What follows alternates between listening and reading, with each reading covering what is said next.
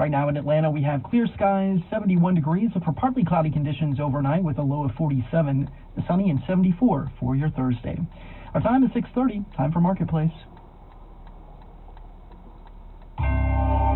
Marketplace is supported by Disney, announcing that Disney will host its annual meeting of shareholders on April 3rd with a board of directors election. Learn more about voting at votedisney.com. We pretty much knew the Fed wasn't ready to cut interest rates just yet. Still, there was plenty to digest during Jay Powell's 45-ish minutes at the podium today. From American Public Media, this is Marketplace. Marketplace is supported by the Wall Street Journal, whose reporter Evan Gershkovich was detained by Russia nearly 1 year ago to widespread condemnation. More about Evan at wsj.com/Evan. And by Sonar. Used by millions of developers, Sonar ensures that all code, including code written by AI, is secure, reliable, and maintainable. More at sonarsource.ai. And by Certified Financial Planner Professionals. Learn more about CFP professionals at letsmakeaplan.org.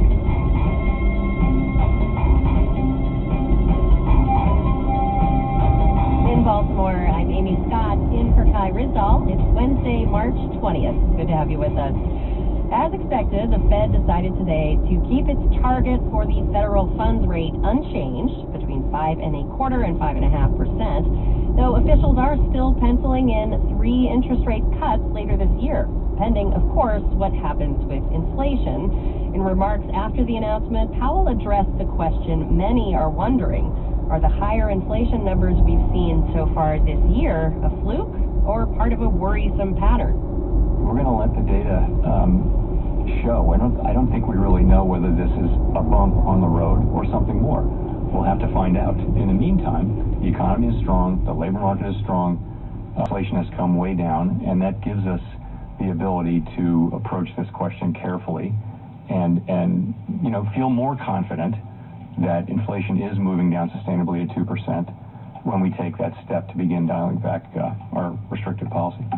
As for what will give them that confidence, Powell repeated a familiar refrain: it's all about the data. The committee wants to see more data that gives us higher confidence that inflation is moving down sustainably toward 2%.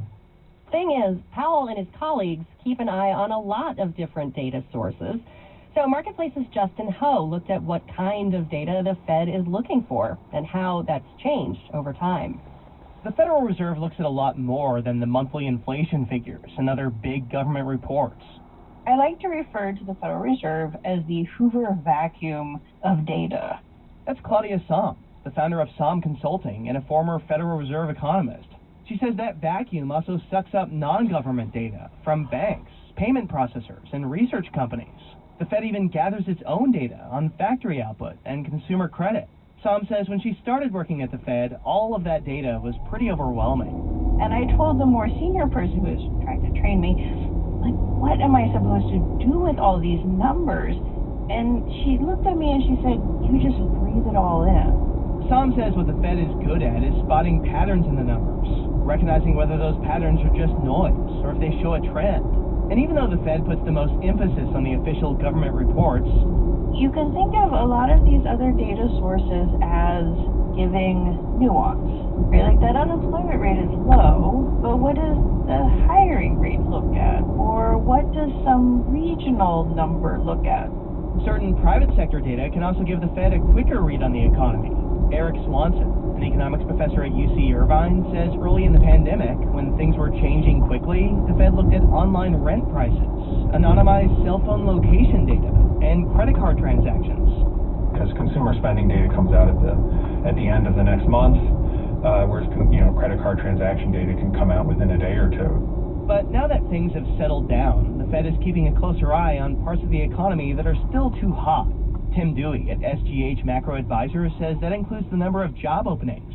It's not that we weren't following that data before or didn't think it was important, but it can gain new life as circumstances change. In other words, as the economy evolves, the Fed's data diet does too. I'm Justin Ho for Marketplace. Wall Street gave a big thumbs up. We'll We'll have the details when we do the numbers.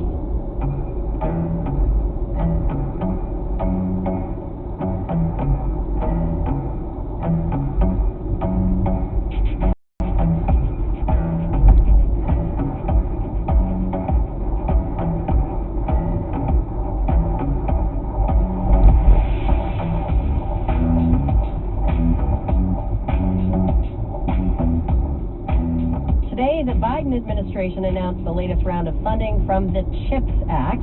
That's the massive effort to build up the U.S. semiconductor manufacturing industry. Under today's preliminary deal, Intel would get up to $8.5 billion in federal grants, along with other incentives, to help build new plants and expand operations in several states. Marketplace's Kimberly Adams has the details. There's more than $50 billion in the CHIPS Act to support domestic chip manufacturing. So Intel potentially getting up to $8.5 billion of it is pretty significant. This announcement is mostly direct funding, but there is also a loan envisioned as well. Ryan Mulholland is a senior fellow for international economic policy at the Center for American Progress.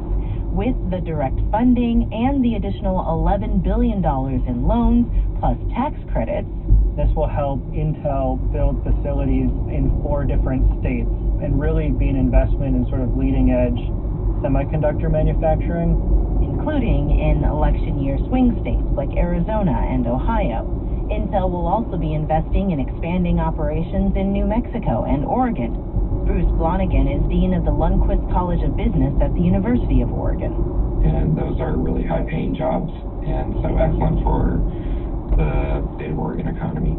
Even though this tranche of funding is expected to create tens of thousands of construction and manufacturing jobs, of course, this is going to be touted as important, but it's much more the geopolitical consideration. Remember, the whole point of the CHIPS Act was to make the U.S. less dependent on chips from outside the country. There is a sort of a competition and a research agenda to make ever smaller chips that power new applications, particularly in emerging technologies like artificial intelligence.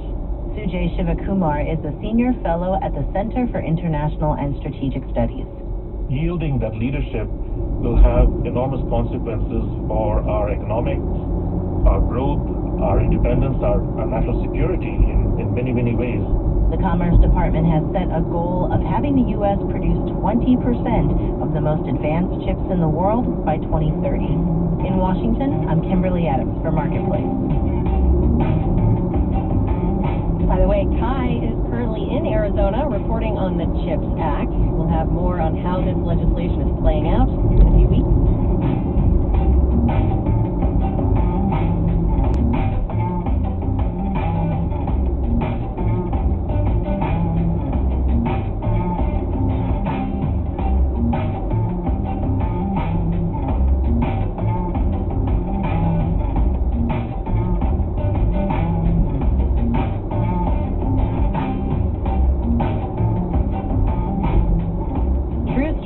Right before this show went live on Monday, my printer broke. I read off the screen, no problem, but now I've got a broken printer, which, if it can't be fixed, will become what's known as e-waste. The United Nations has a report out today finding that globally, only 22% of electronic waste is properly collected and recycled. And for those of us just wanting to do the right thing with, say, an old broken printer, figuring out what that right thing is can be tough. Marketplace's Stephanie Hughes has more. I have moved old electronics across state lines in order to avoid dealing with them. Now there's a not small pile of them in my closet. Digging through it makes me feel both guilt and nostalgia. Oh, my laptop. Oh, geez. It's from like 2009. Oh, this feels old. This pile of electronics is what Rochester Institute of Technology Sustainability Professor Callie Babbitt calls an urban mine, because it's filled with precious metals. There's actually a higher concentration of gold, like in smartphones, than there is in natural ores. Babbitt says we need to stop looking at our old electronics as a chore and think of them as being filled with scarce materials that could be harmful if just thrown away, but worth a lot to the right people. So there's a big economic driver for recycling these valuable materials. And once they actually get into the system, they do get recycled. But Babbitt says a lot of consumers don't know how to get into that system. It varies. Are known as take-back laws, where companies that make devices also have to accept old versions. Jason Linnell leads the National Center for Electronics Recycling. The brand that you might see on a TV, those manufacturers are required to set up or fund recycling locations. But Linnell says e-recycling options run by either companies or local governments aren't always well publicized, and that's why we end up hanging on to an obsolete laptop for 15 years. That's not ideal for anyone, says PIRG's Nathan Proctor. The longer it sits in the dusty corners of our basements or whatever, the less value it has to the recyclers. Proctor says it's a lot easier to sell a motherboard if it's not wildly out of date. And he says we shouldn't automatically put something in the broken pile the minute it stops working. You don't have to take broken for an answer. There's somebody who can help you fix that thing. So, Amy, maybe it's worth tinkering with that printer? As for my old laptop, I'll let you know where it ends up. I'm Stephanie Hughes for Marketplace.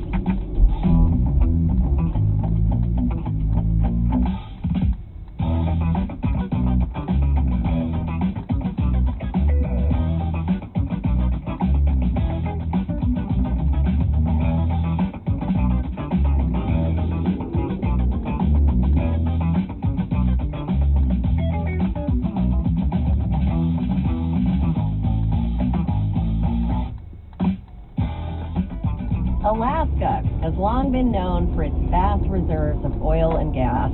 With the U.S. pumping more fossil fuels now than ever, Alaska's maybe the last place you'd expect to face shortages. But as Alaska Public Media's Eric Stone reports, it's one thing to have gas and another to get it where it needs to go. 3 hours south of Anchorage sits a natural gas storage facility filled with pipes and whirring machinery. So what we have here, this is one of our 2,500 horsepower compressors. John Sims is the president of NSTAR, the utility that provides gas powering hundreds of thousands of residents. 100% of our gas since 1961 has come from Cook Inlet, which is right in our backyard. And the gas here is stored right next to a major production field that is crucial to the state's energy needs. This facility plays a massive part in making sure that the utility can meet those demands. Demand for heating and especially for electricity. About 3/4 of Alaska's population depends on natural gas to keep the lights on. Sims says the state used to have plenty of natural gas and enough left over to export to Japan. So it's a critical piece. It's one of the reasons why we've been able to have energy independence for 60+ years. But Alaska might not be energy independent for much longer. Gas production has dropped dramatically. Sims says a couple years ago, the biggest producers started warning companies that supplies are starting to dry up.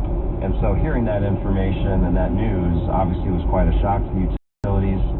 Shock might be an understatement. By 2027 or 2028, local natural gas production won't cut it. So utilities immediately started looking for options, including at the remote North Slope. There are gobs and gobs and gobs of gas on the North Slope. Problem is, it's almost 800 miles away. Larry Persley is a columnist who writes about oil and gas in Alaska. He previously worked in the Obama administration and looked at building a North Slope gas pipeline. It's across a couple mountain ranges, frozen tundra. It's far away. He says it just doesn't make economic sense. Alaska is big.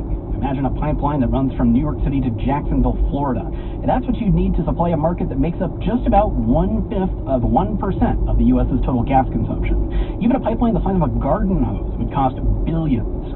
And that means the cheapest option is probably to import natural gas. It's kind of ironic. In Alaska, the land of oil and gas, the state that pays its residents $1,000 or more every year just for living in a state with lots of energy, personally says importing gas would be embarrassing. It'd be the equivalent of importing peaches into Georgia or importing avocados into Mexico. Plus, gas imports are 30 to 60% more expensive. Still, that increase in cost, plus some supersized tax credits from the Inflation Reduction Act, are likely to lead to a transition towards renewable energy for Alaska's grid, according to a new study from the National Renewable Energy Laboratory. But that's a ways off. It'll take some time for utilities to stand up new wind farms and solar panels. And John Sims with the gas utility NSTAR says it could be a painful transition. There is no market-based solution that's going to reduce the cost of energy to consumers, and that's the unfortunate reality. And I think something the state of Alaska needs to accept. In the meantime, while utilities deal with the coming natural gas shortage, he says Alaskans should brace for higher energy bills. In Juneau, Alaska, I'm Eric Stone for Marketplace.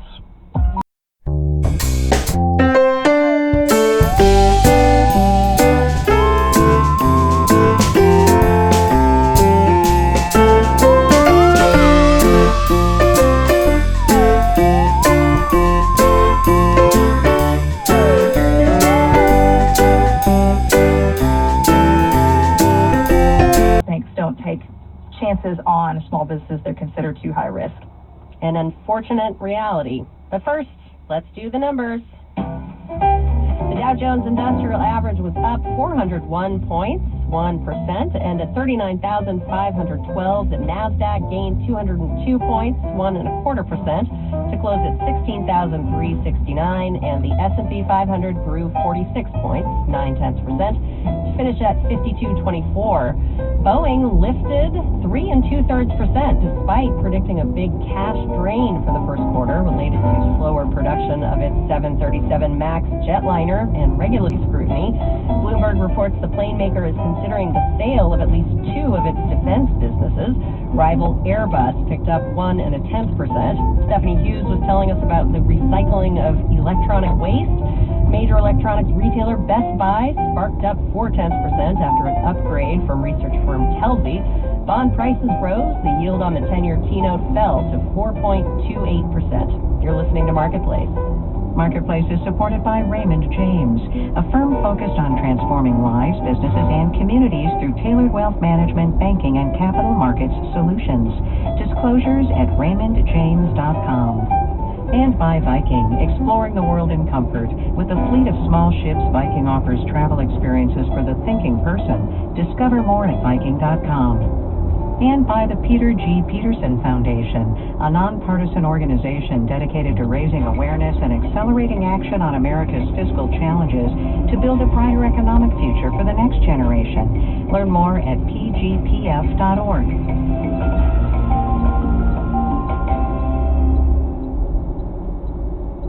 Support for WABE comes from the National Black Arts Festival, unveiling the inaugural Radcliffe Bailey Award for Excellence in Visual Arts at its Fine Art Plus Fashion benefit at the Atlanta History Center on March 27th. Learn more at nbaf.org.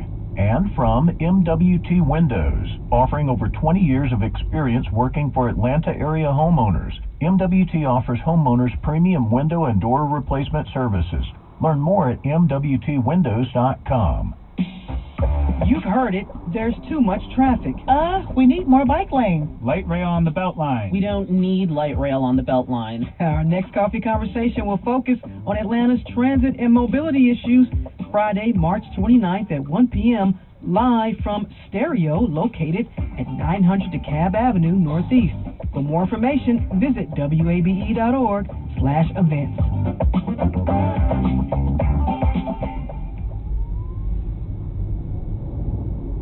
This is Marketplace. I'm Amy Scott.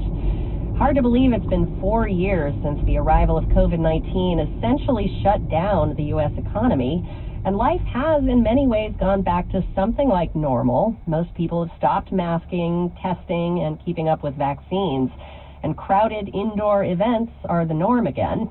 But recent data from KFF shows that nearly 1,000 people are still dying from the virus every week in the U.S., and an estimated 18, maybe. I don't know if they're even working, but it just is partly like peace of mind and one extra thing I can do when I feel like I don't have a lot of control.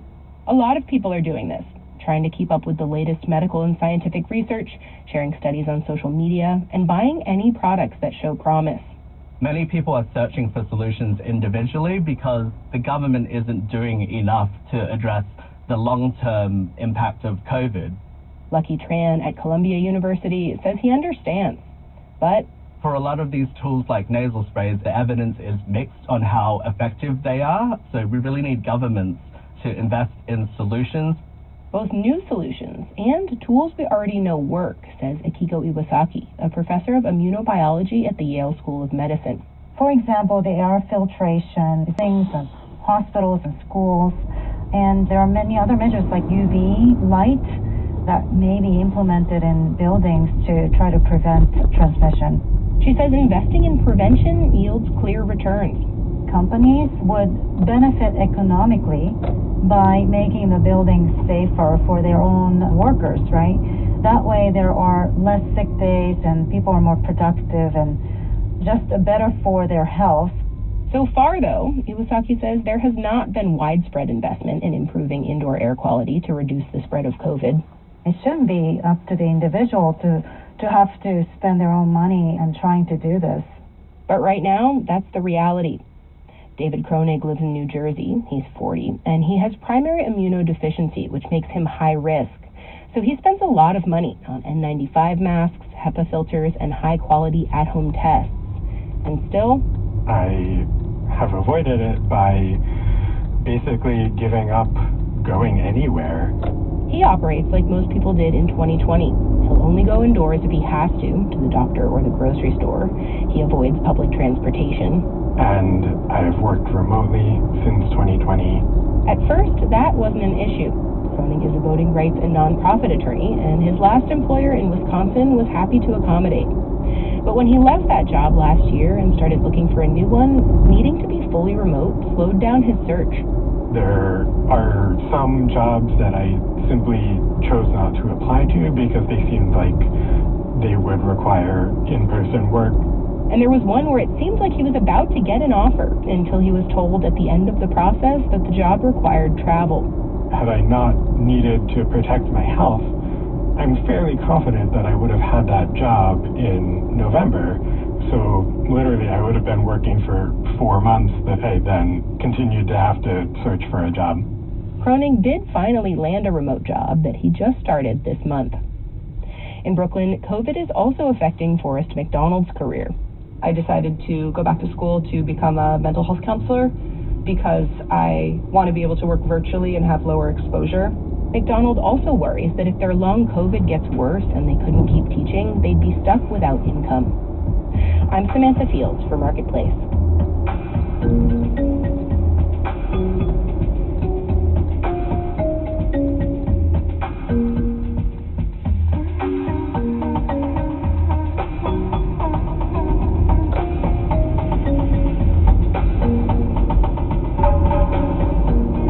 Did you know tea is the most consumed beverage in the world after water?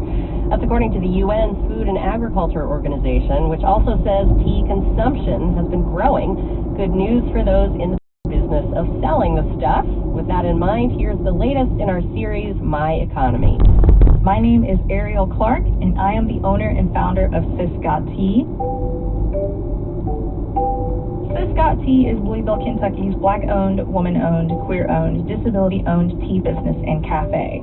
While we serve a lot of really delicious drinks and a lot of awesome vibes, we also serve as a community space with access to resources from social events all the way to resource fairs and clinics like expungement clinics and name change clinics. As a young Black queer woman growing up in Louisville, Kentucky, even though I met other Black people and met other LGBTQ people along the way, I never necessarily felt fully accepted because of the intersection of my Blackness and my queerness. On top of that, I'm also sober, and we are in the middle of bourbon country. So, Ciscot Tea was registered as a business on August 2nd of 2019. The plan originally was to get a very large loan from the bank and have the cafe open by December. That didn't happen. I was denied bank loans because of my lack of generational wealth, among other things. A lot of banks don't take chances on small businesses. They're considered too high risk. And so I shifted my focus to online store sales, and I ended up getting my first business-to-business relationships, opening my online store around March of that year. And long story short, through donations from the community, through successful online sales and growing business-to-business relationships, we signed a lease on the cafe in September or August of 2022, and here we are now. So Ciscot Tea does not pay me. The moment I was able to fit some type of wage into my budget, I hired someone. So I also work full-time at the University of Louisville as an IT systems engineer, and I also teach part-time. It has been a sacrifice. There have been a lot of very late nights and very early mornings trying to balance it all. My ultimate goal is to work Scott T full-time and be able to pay my bills with that and teach part-time. Am I there yet? No, and that's okay. My team has been really supportive of what I'm doing, and that's just kind of part of the business is you have to make some sacrifices and you have to do some things to make things work so that you can sustain yourself. There have been ups and downs, and we're learning a lot along the way, but I wouldn't change anything for the world. Ariel Clark, owner of Scott Tea in Louisville, Kentucky. We can't do this series without you. Tell us what's happening in your economy at marketplace.org/myeconomy.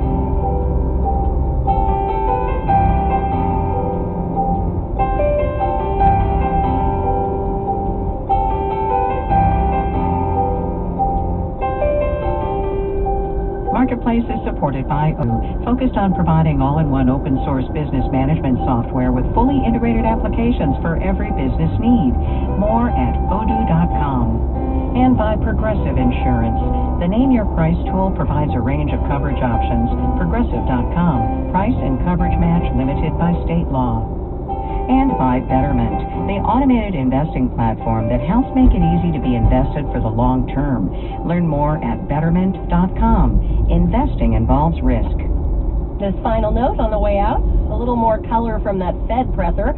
Mark Hamrick from Bankrate noted in the conference that April 27th will mark the 13th anniversary of the Fed chair holding press conferences to explain interest rate decisions. Ben Bernanke started it. In 2019, Chair Powell made them a regular post-meeting feature. Hamrick asked the chairman about that increased transparency and whether more can be done, to which Powell said a few things, including this.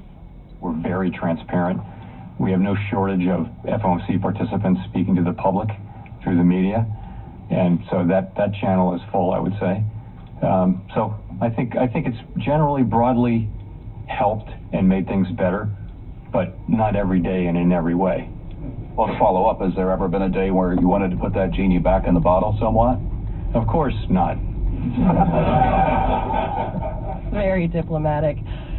Our media production team includes Brian Allison, Jake Cherry, Jessen Dueller, Drew Jostad, Gary O'Keefe, Charlton Thorpe, Juan Carlos Tirado, and Becca Weinman. Jeff Peters is the manager of media production, and I'm Amy Scott. Kai will be back tomorrow.